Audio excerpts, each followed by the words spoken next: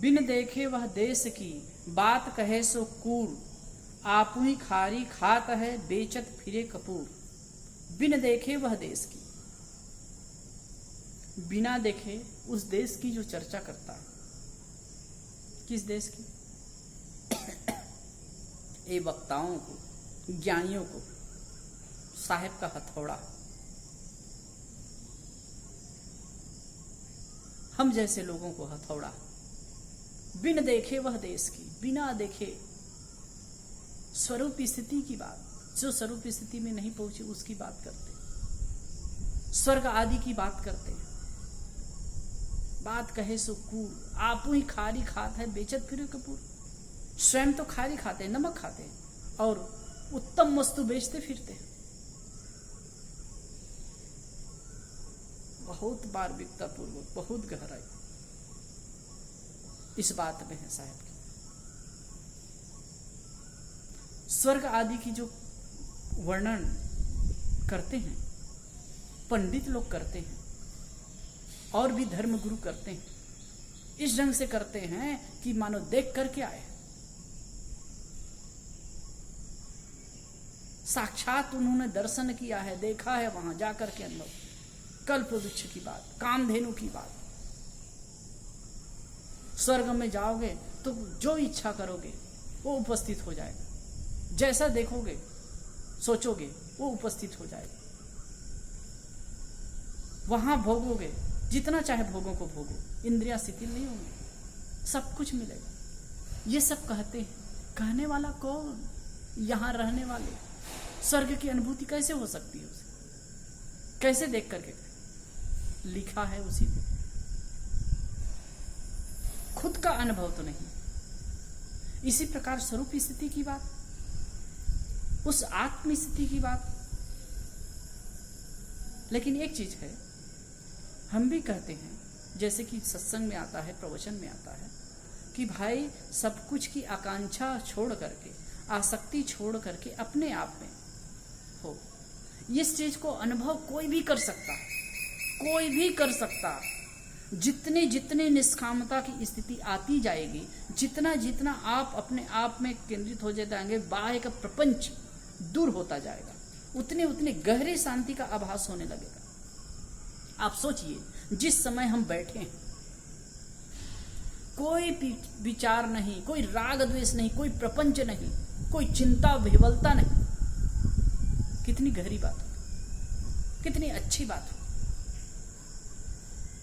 और कोई भी आदमी इसकी वानगी ले सकता है, साक्षी भाव का अभ्यास करके, दृष्टा भाव का अभ्यास करके, सहज होकर के, निष्प्रेय होकर के इस चीज को समझ सकता है, जान सकता है। साहब कहते बिन देखे वह देश की, वह देश को समझे बिना, उस स्थिति को कुछ जाने बिना अगर वक्तव्य करता है तो ठीक वैसे ही बिन देखे वह देश की बात कहे सो, वो तो कूर है, ना समझ है, अज्ञानी है। आपू ही खारी खात है बेचत फिरे कपूर। स्वयं तो खारी खाता है,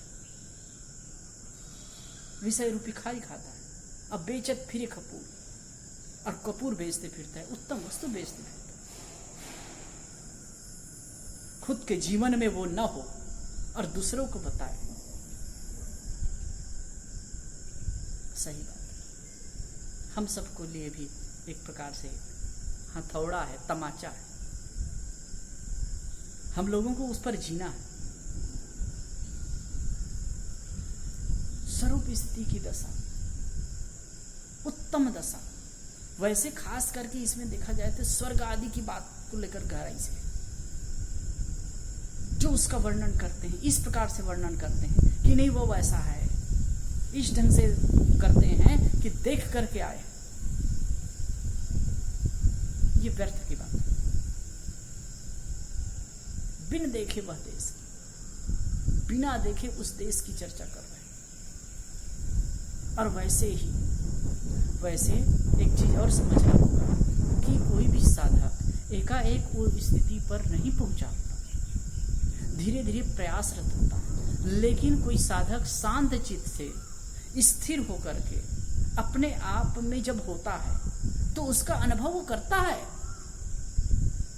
जितना जितना वो बाहर से हटता जाता है, अंतर्मुखी होता जाता है, उस चीज का अनुभव करता जाता है। अब ये अलग बात है कि वो पूरा उसको कर पा रहा है कि नहीं कर पा रहा है, लेकिन जिस चीज को अनुभव कर रहा है वो कह सकता है ना।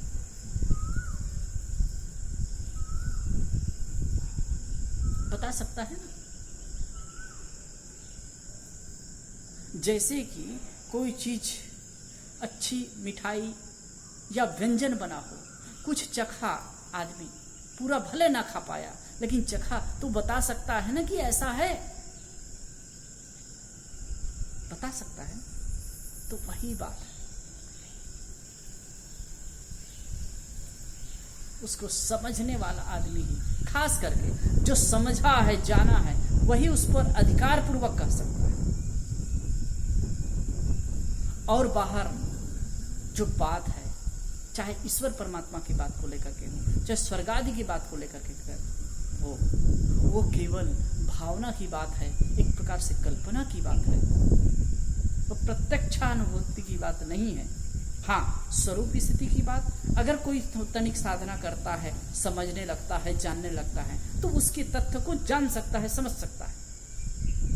तनिक भी अनुभव हुआ तो उसको कह सकता है नहीं भाई ऐसा है, लेकिन ये बाह्य प्रपंचों से मुड़कर अपने में आने में हो सकता है।